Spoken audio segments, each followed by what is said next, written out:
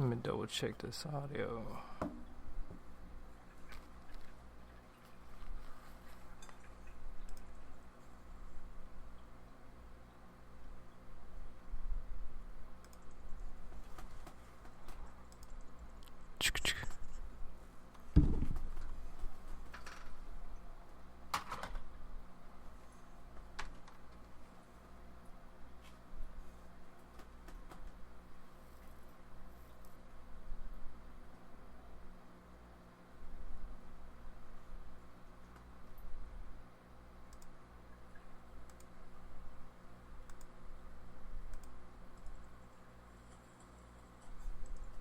There we go.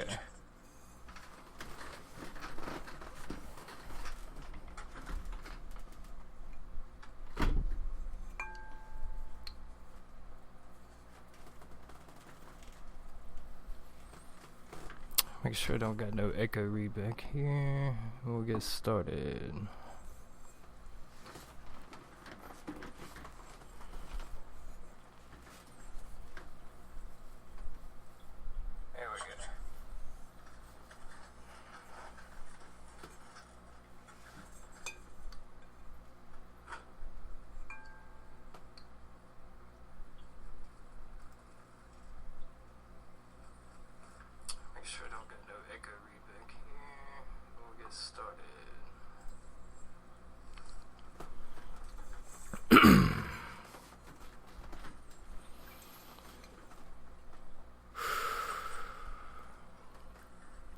Welcome to the show, guys. This is episode number 30, called Divine Love.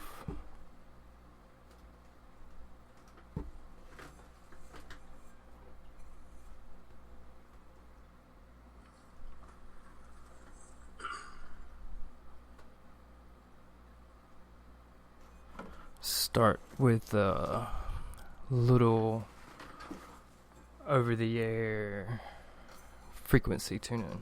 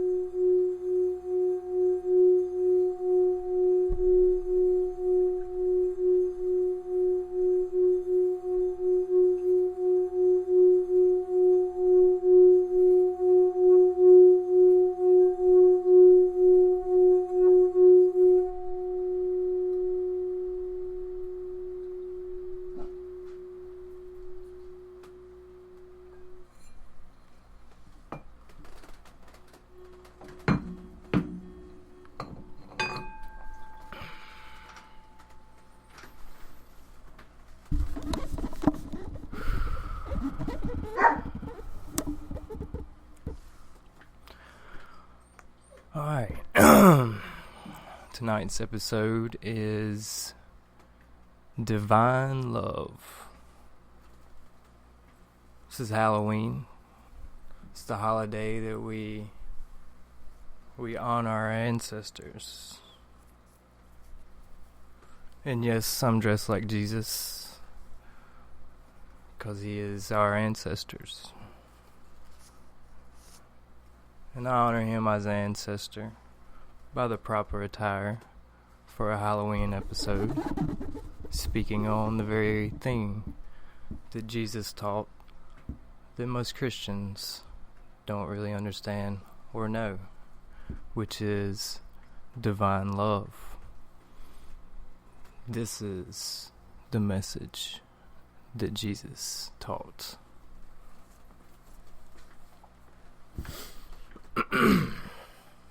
So, what is divine love? that is very large groups of information just to try and explain what I mean by divine love. Most people have a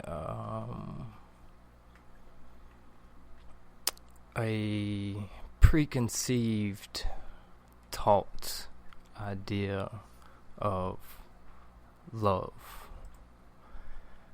and we base all relationships and filter our whole perception of reality through that idea of what love is, through the construct of the human mind. So therefore,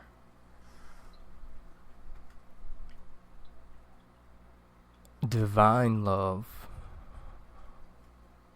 is something that a human can only wish to strive to understand, emit, and fellowship with that divine love. There's a million terms for people who understand what I mean by divine love, the source, the one source of creation, the energy that moves all of the cosmos. It's the energy that makes your heart beat. It's the viewer that's looking through your eyes, the source. That source energy is divine love. It's not attachment, it's not judgmental, it's none of these things that humans apply to the concept of love. Even myself, it is hard to stand in the balance that is divine love, even when it comes to a child, because a child is feel like they belong to you. It's yours. You know, you help make this child, but the child isn't yours. You help manifest this child here, but you don't own the child. So therefore, even when we express love to our children, if we have attachment or judgment, then we are not expressing divine love even to our own children. So it's easily why humans always apply these concepts to a divine being or energy or God or whatever you call or try to call the one with many names, the unnameable one, the one source, God. The energy is divine love. What we're trying to explain and grasp at, mainly what we're trying to do is experience and live in and walk in this energy always. This was the message that Jesus taught. There is the energy that is in and around all things that is made up of that energy, which is divine love. That's why we're all the same. Up underneath the skin, you are the same as I am. You have a vast network of nervous system and veins that pumps blood through your bodies. It's a fractal replication of the same things you see with the trees and plant life. Because we live in a fractal reality, a duplication of the image of the one. The source doesn't have a specific image. It is geometric patterns. These geometric patterns, the source code, whatever you would like to call it, makes up all things that you see in this projection.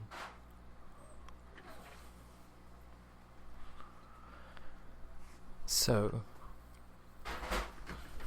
hold on one second.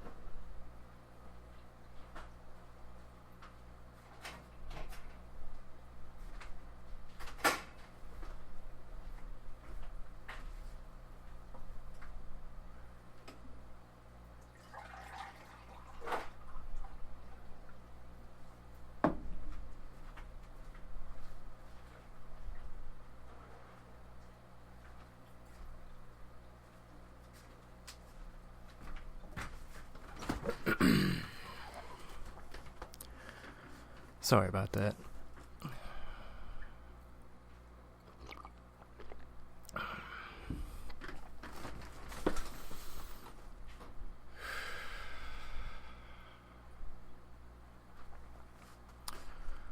So divine love, the source, the image, the geometry that makes up this whole projection, that makes up the very fabric of the dimensions of your body, the dimensions of the earth, the space between all things, the way a flower blooms from seed to finish, the way the roots and the limbs grow on trees.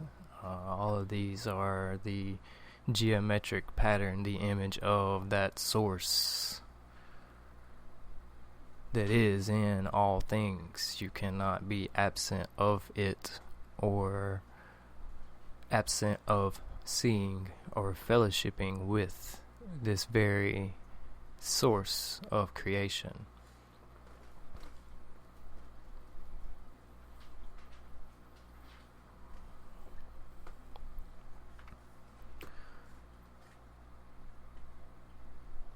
This is why there's so many references in the Bible of Jesus and the kingdom of heaven. This is the kingdom of heaven. Earth, this manifesting playground, is the kingdom. The return of Christ is you and I realizing what Christ means.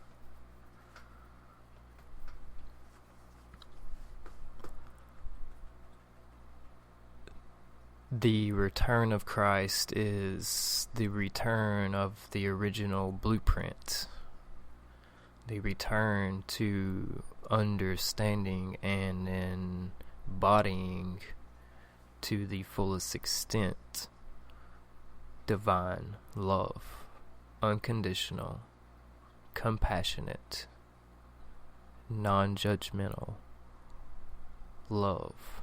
It's the most powerful energy in all of the cosmos, and you can embody it with your mind and heart connection. The heart has its own brain. Your heart sends more signals to your body than your brain does. It has its own neural network, which is the same things that makes you think and makes the rest of your brain functions play out to your body, is a neural network, and neurons are the same. Your heart has a separate brain.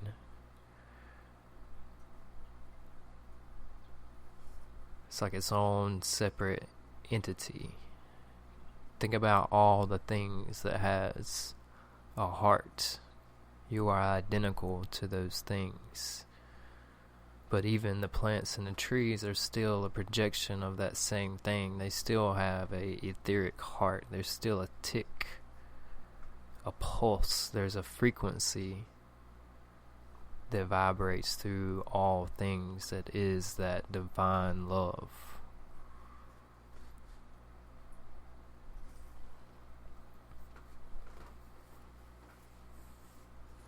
With this energy is how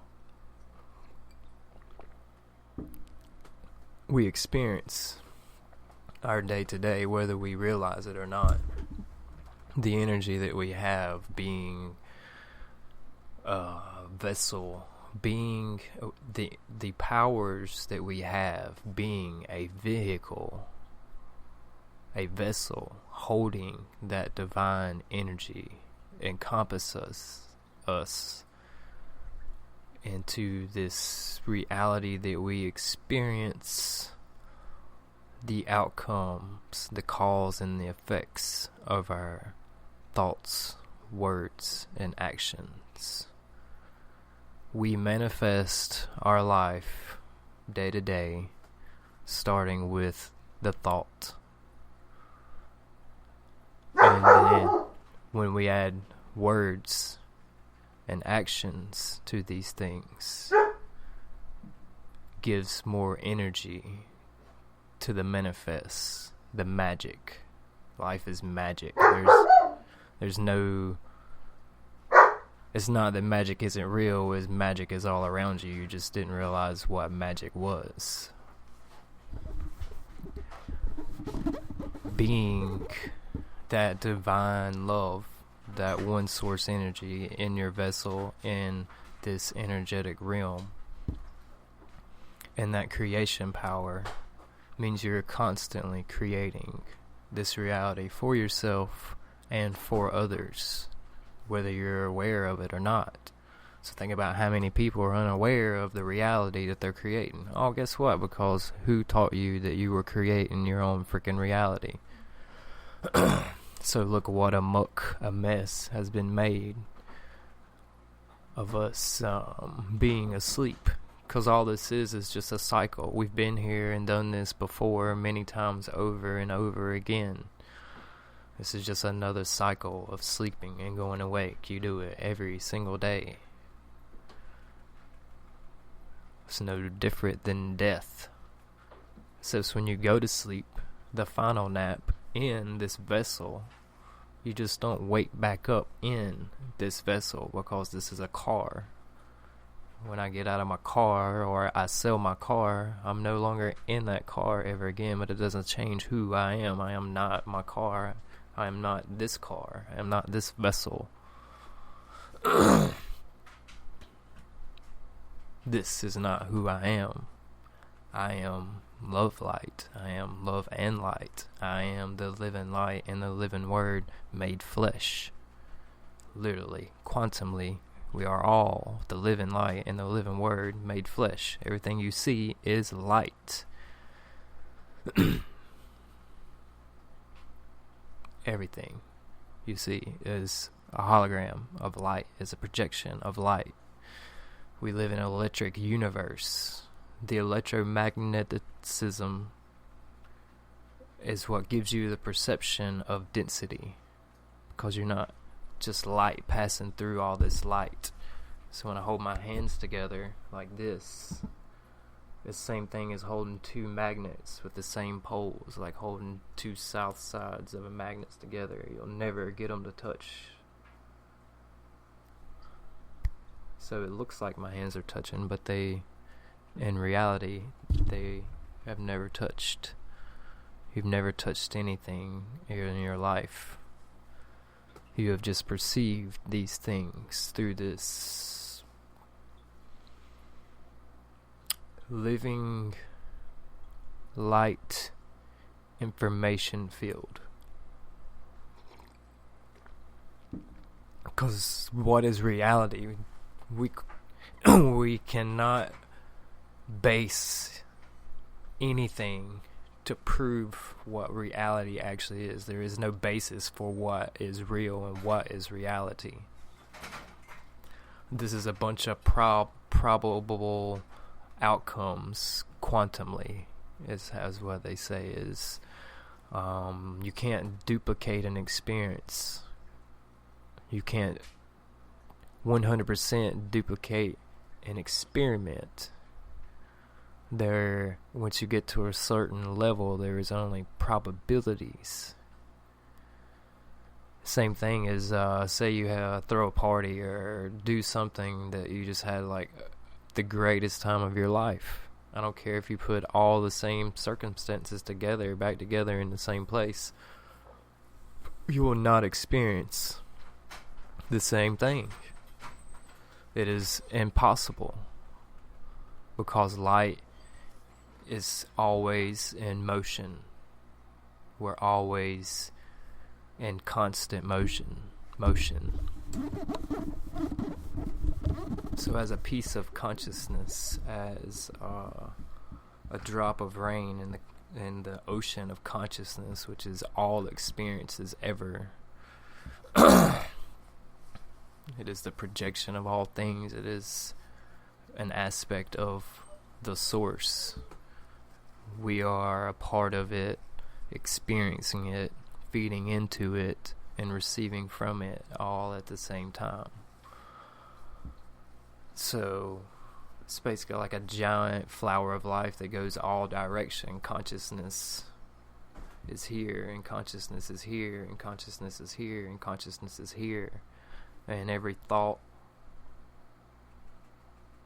every word, and every action is moving you to the next bubble in that flower of life. And those decisions is the cause and effect of which direction you go in this infinite web of all possibilities to manifest your experience. That's why all possibilities exist all the time, because time is an illusion. We're just moving through these realities so quickly that we have a perception of time, because we're moving through a parallel reality right now, because I had this thought, I had this word, I had this action. I'm in a new kingdom now. I made this one by my thoughts before, by my actions before, by my perception before, has created this every single time.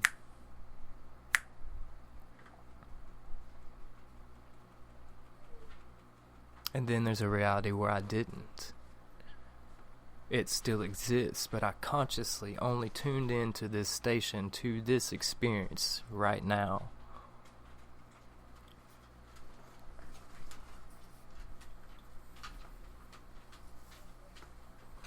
So this is why divine love is so important. We ripple energy and change throughout the whole universe by the very energy and frequencies that we release with every thought, word, and action.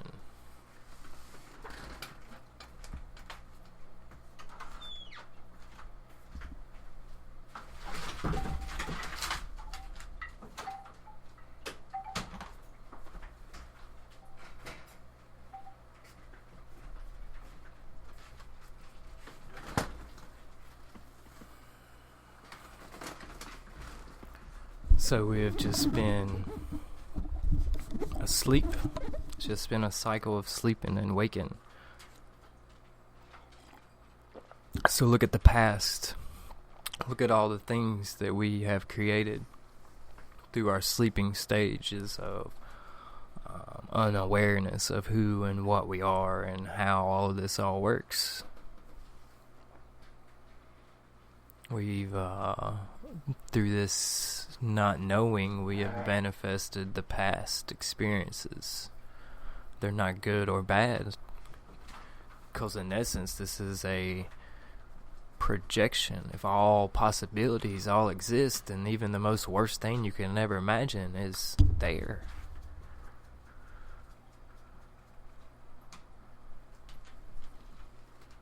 So how could you judge one thing from good to bad? These are just varying degrees and vibrations.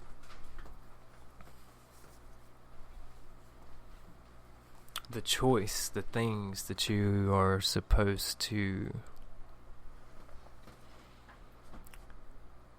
hone in on is walking in that frequency of divine love, so that others can experience a raise in frequency because of what you're emitting. Hold on a second, the dog's trying to eat the cat. Sage, quit.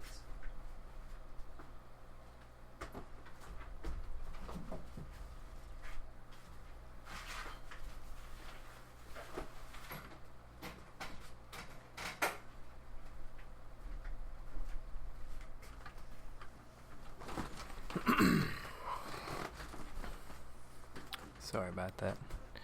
He wasn't trying to eat the cat, but he's being too rough and too loud.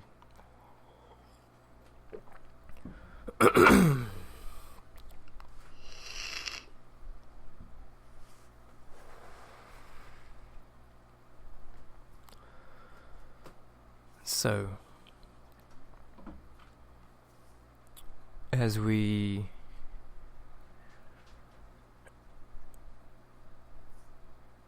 tune into the awareness of who and what we are, which is an expression of the one source, and we try to walk in the divine love that we are towards all things and all situations, there is a cause and effect to this. By the others that we're around, we influence them energetically also. So, the more you are what you are, the more people's subconscious or resonant frequency increases to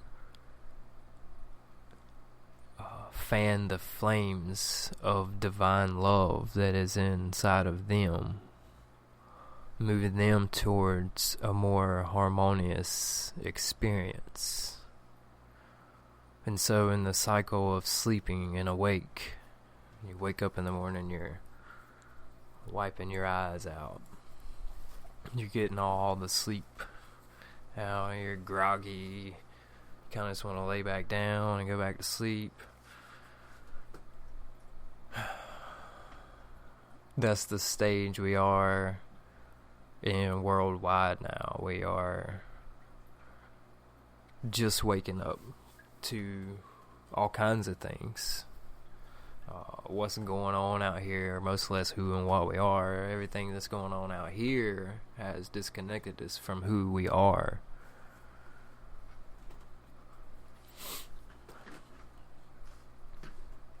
Who we are is that divine love.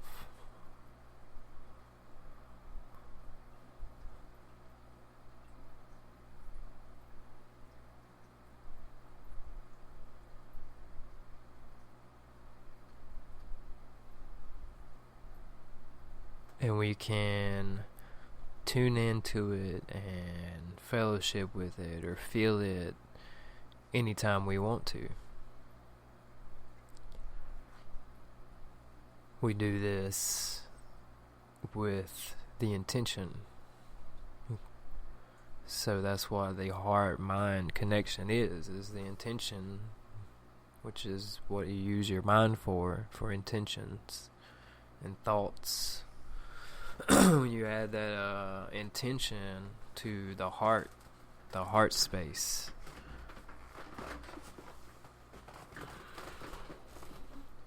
and you connect the one and the two together, you make the three, the Christ. And we've heard all kinds of stories of what it is and the possibilities of walking in that divine love and what comes along with that. But most people think almost fairy tales, and the stories have been so miscombobulated, and everything else just seems far-fetched. But if we manifest this reality, then there's no such thing as impossible. If this is a manifest of our thoughts, words, and actions, then all things are possible. The only thing that is stopping you is your thoughts and your words, and your actions is the only thing stopping anybody from anything. The only thing holding you back is yourself. That's the reason why there's no one coming to save you. You are divine love. You're here to save yourself from yourself.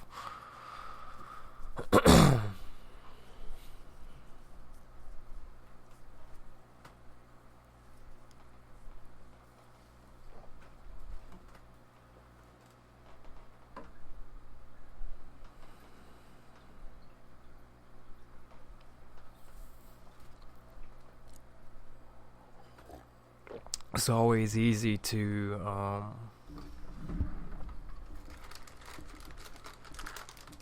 just wish something would come and take all your troubles away.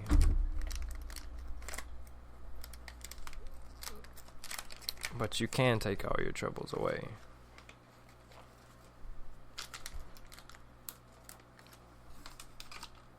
More than likely because the things that are troubling you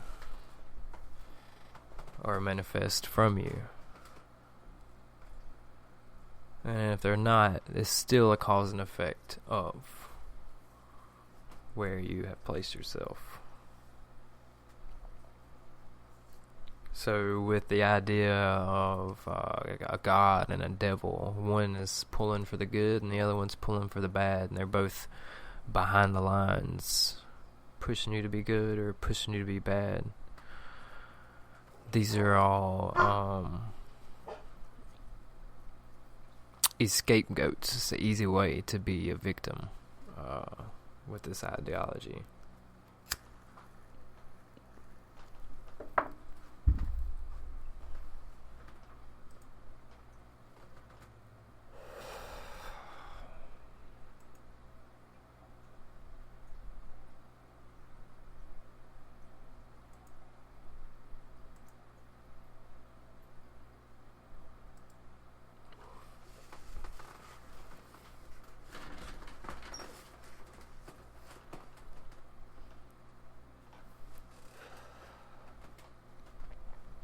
So, everybody wants somebody to point a finger at, or someone to thank. It's like, oh, something great happened, thank you God. Or, something bad happened, and it's like, that devil, he's just doing this and he's doing that.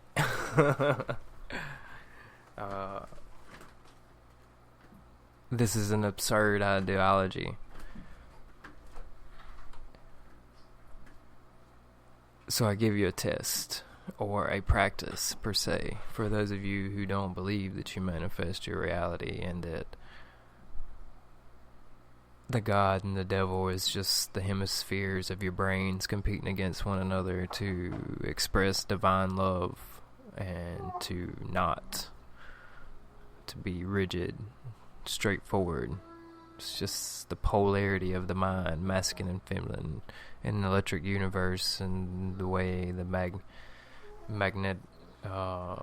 electromagnetics work is there's a push and a pull. There's polarities to all things. Even in your body, you have both male and female hormones. You have left and right brain hemispheres.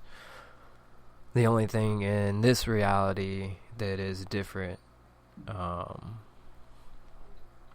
gender base, is genitalia, but they're still the same, just in slightly different positions and presentations, but you still possess both hormones, because there is in fact no difference in us other than a perception. We perceive that we are different from one another. We are unique. but we are the same divinity. We are all human. We are all divinity riding around. Sage! We're all divinity riding around. Buddy! Sage! Quit!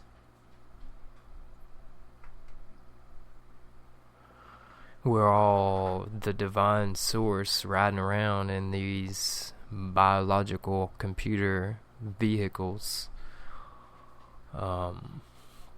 creating and experiencing all for the growth of consciousness.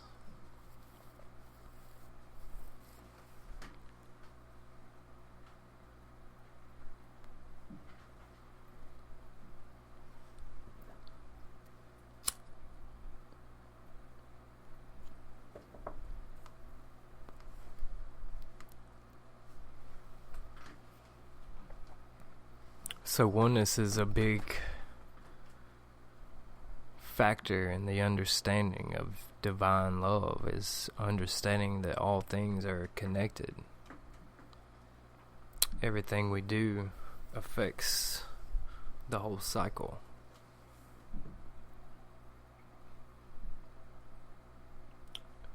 Just as you can't be absent of a creating, you can't stop creating. Even when you're sleeping, you're creating in another realm. This is the waking dream. In this waking dream, you're constantly creating with that thought, word, and action.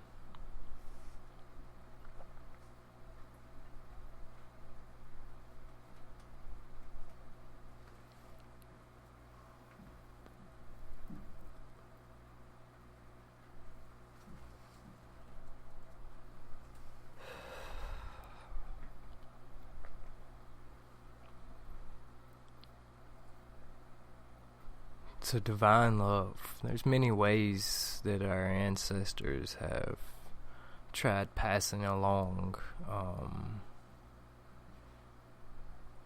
how and what that is. The Cherokee call it Shante Ista. We don't even have a word for the very thing that I'm trying to explain. That's why I called it divine love. But the Cherokee Shante Ista means the single eye of the heart. Other languages have words to explain the very thing that I'm trying to explain, but our language lacks the words to explain the experience, because what I speak of has to be experienced to be understood. That's why religion falls short after experience. Once you've experienced divine love, then religion doesn't feel that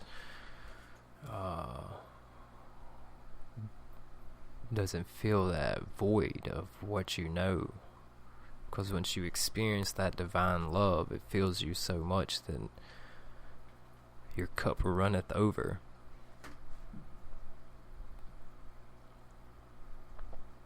So no words can compare to the experience. You ever try to explain the most funnest thing you ever done? Or the most funniest story you ever had? I guarantee you it wasn't nowhere near as fun trying to explain it. Because the experience is where it's at. This is how consciousness grows. Life is the evolution of consciousness, and it lives and evolves through us. So sleep and wake cycles is just part of regaining energy. It's just cycles. This civilization, it's egotistical to think that we were the most brilliant people that's ever been on this rock. That's retarded. Everything we were told about history was a lie. Like, humans have been here for at least 200 plus thousand years. We've been through these cycles. We've been at least this technological advance, if not more technologically advanced. And then we went through sleep cycles where we slowly declined in our understanding of who and what we are, and that rippled out through the manifest experience.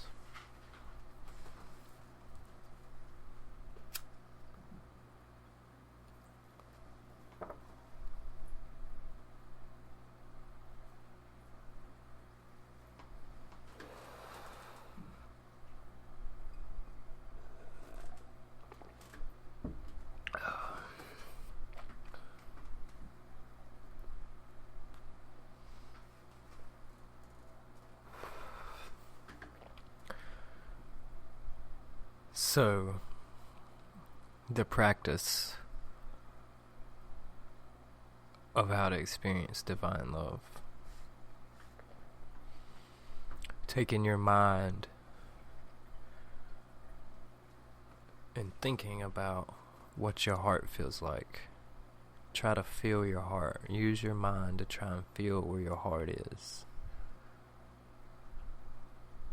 And then with that attention, increase that attention on that heart space. So then you're starting to make that connection between the brain and the heart.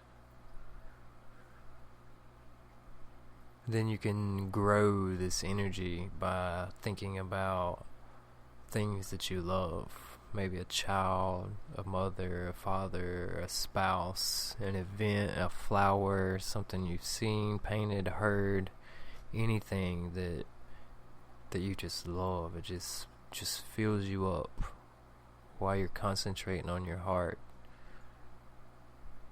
Think about how that makes you feel.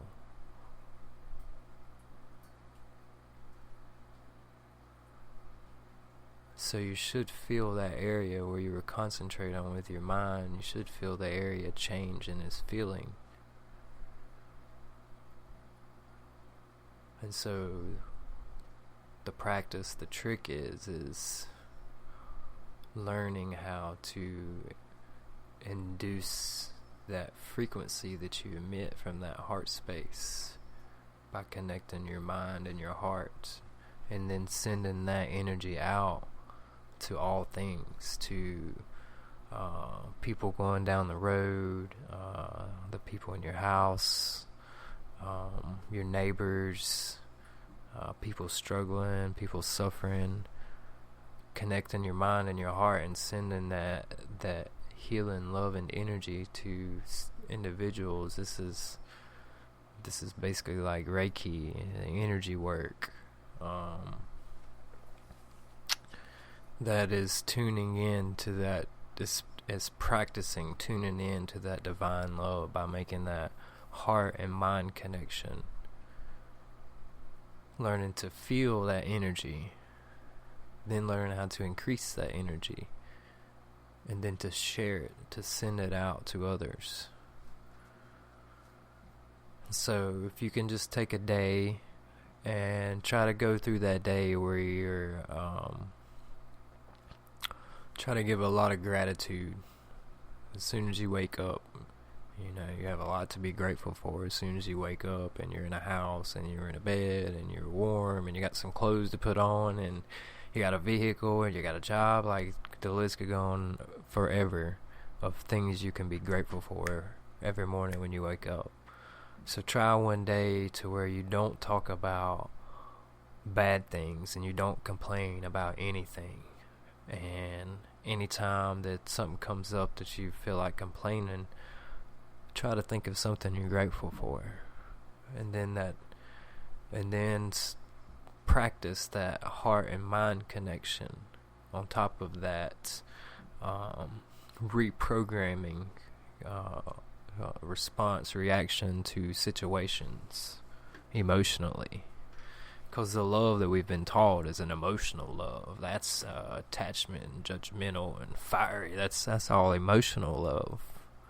It's not divine love. It's not the type of love that we should be sharing. You can put emotional love and balance it with divine love. you can use passion and balance it out, but emotional love is where we carry out these bad tendencies towards one another.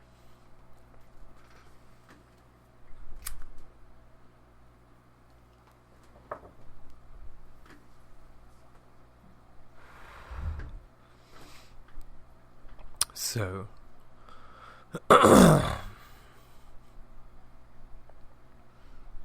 practice non-reaction.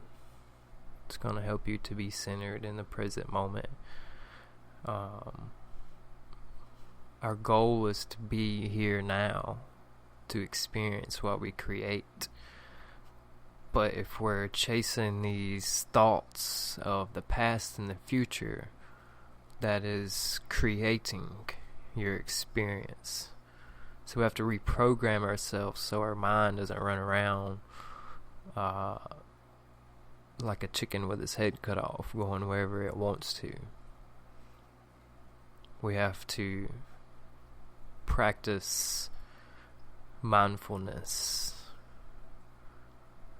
so that we can, and we have to practice being in that space of divine love so that our actions and our words or thoughts are effects of those things, instead of our thoughts and words and actions being effects of our worries of the past or the future.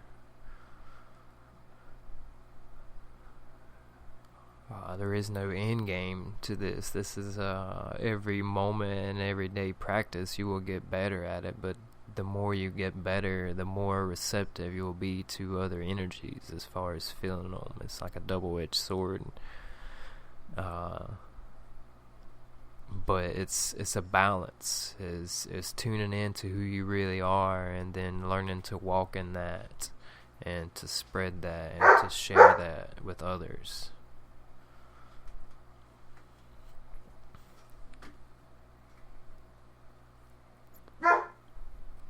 Sage, lay down.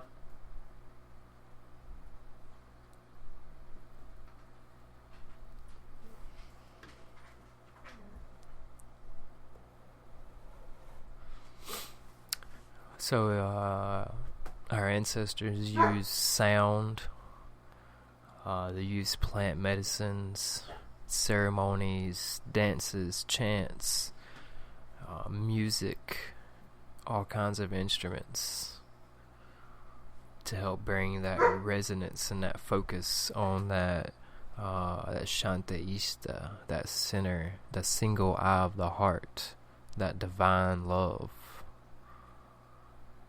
There are so many ways that our ancestors have done this. That's why people are supposed to do yoga and breath exercises. That's why people are supposed to follow Christianity, to learn how to be Jesus by walking in that divine love. He even said, "You will be greater gods than I," because he understood that there would be a time where more people understood how he understood, and it would be way more remarkable than the time that he existed, where everybody's, not everybody's, but where the majority minds were closed and controlled by the rulers and by the temples and the synagogues and the Romans, controlled by the world. So this is why we are the prophecy. We are the ones we've been waiting for.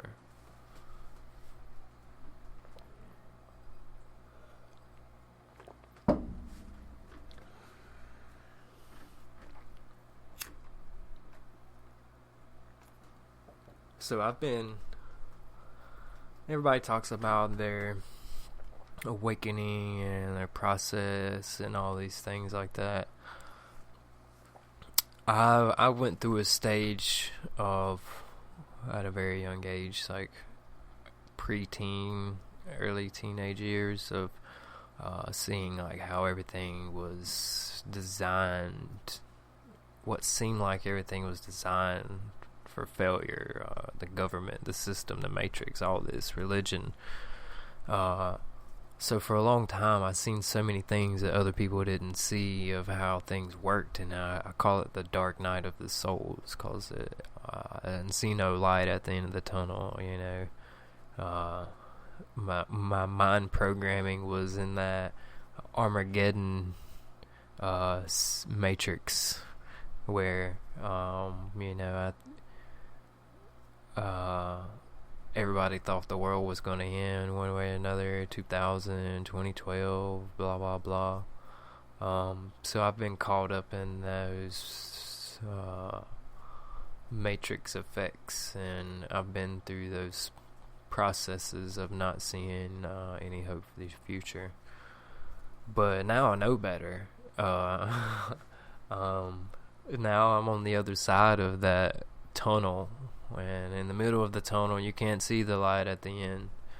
But then I started seeing the light and I started running towards it. And then I come out, I was like, oh shit. And so I understand how it can be hard to grasp the concept of divine love, or how hard these practices can be to walk in that, because of belief systems and programming and understanding and the world that we live in, social media, the TV, all that stuff all these things is projecting that exact opposite thing that which you're trying to obtain. And this is why so many people are feel like shit, you know. This is why all these things that we would deem bad are causes and effects of that same thing. There's only one sickness. There's only one method to heal it. Everything else is just symptoms of the same thing. The lack of knowledge of self. The lack of knowledge of who I am. The I am. That is you. That is me. That is that divine love. That one source. The lack of that knowledge is where all sickness and what we would call pain and friction, all these things derive from. These are all symptoms of the one. So I understand where people are in their journeys and their experiences to probably think like, oh, that's motherfucker's full of shit.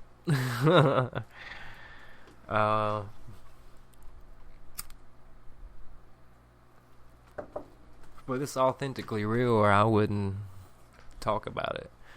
I have got no reason to pull someone's leg. I have nothing to gain from leading people astray. I've just experienced an energy that I know that exists in all things, and through the experiences have brought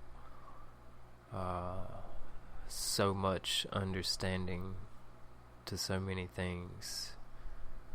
And I just want everybody to feel what is inside of them, to experience it, and then to express it. Because the more that we experience and express that divine love, the less suffering there is for all people. So, my expression of divine love is I would like to relieve suffering for all people.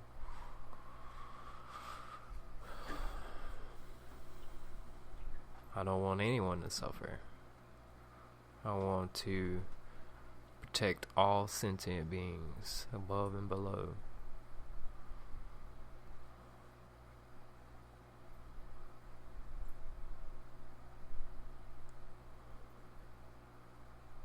So to pray worship then by how I would say that I pray or worship the divine love is by being and expressing that as much as possible. For that's the only prayer. Everything else is subpar. To sit here and speak loud out to God or whoever, that's just ego and boastfulness. For prayer is quietness and alone, just between you and the divine, where there is no words to need to be spoken. But you can be in a walking prayer by invoking and enveloping yourself in that divine love frequency. That is the number one prayer. That is the number one prayer and practice of worship.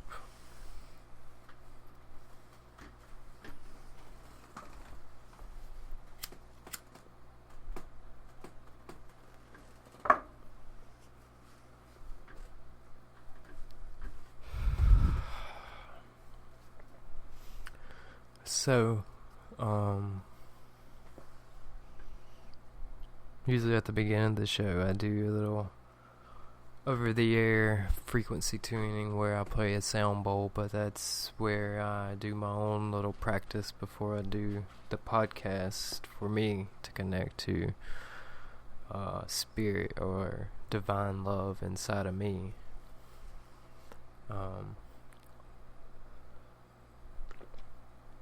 Since it's Halloween night and I spoke about divine love, then I'm going to finish the show up with a sound bowl again. But I want you to join with me with your intention to fill your heart space and to let the sound resonate through that heart space. And I want you to try to encompass that divine love and fill up your cup until it overflows, and send it out to all sentient beings above and below, to your friends and families, to the strangers, to all those that are sick and all those that are in need. I want you to join with me and try to express that divine love to all those.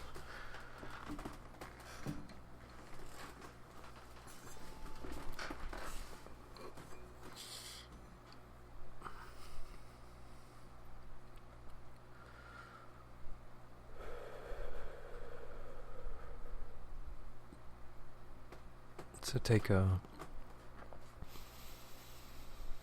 deep breath in through your nose and out through your mouth. A friend of mine says pressing your tongue against the roof of your mouth slightly as you exhale grounds the connection, because you are an electric being. So breathe in, out through the mouth.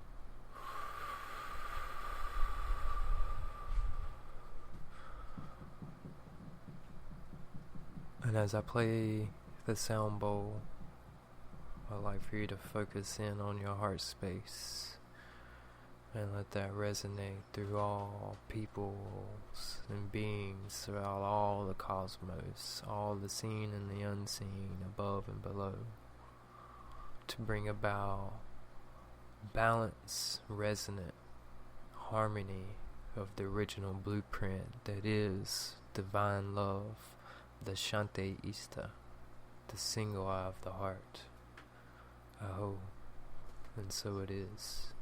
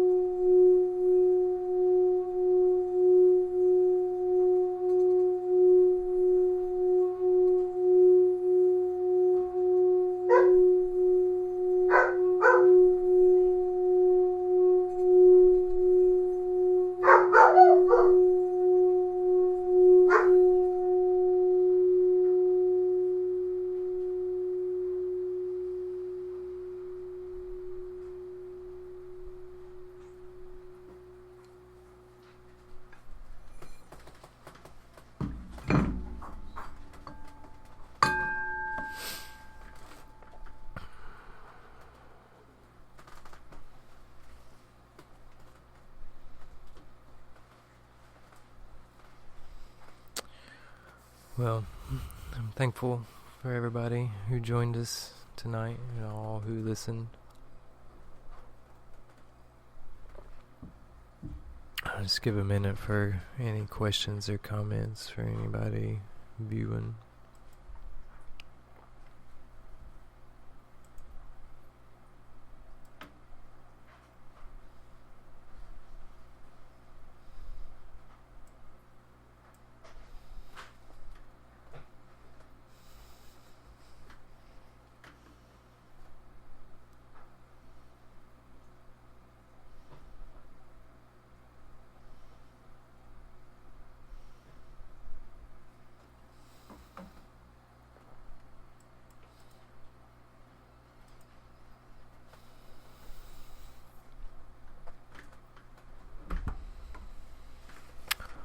Well, I wish you all a happy Halloween, and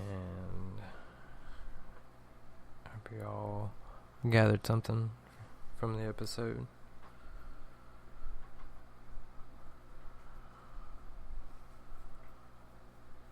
I think this was one of the last of the single episodes or of the teaching episodes of certain things.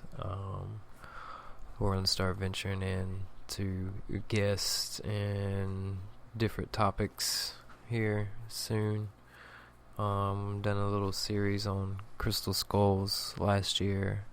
Think we're going to do one soon, like a little series with some guests and topics on different plant medicines and people's experiences, and probably venture into topics like pyramid energies and energy tools and crystals and all kinds of fun things like that.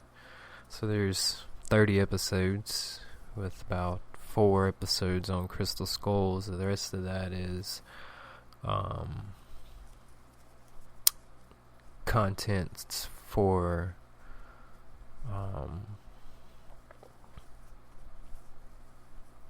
seeking inner knowledge that I have shared.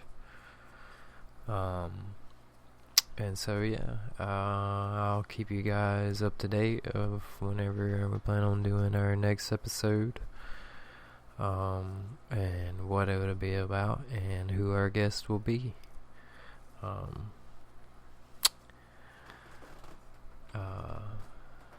Thank you guys. Peace and love. Namaste.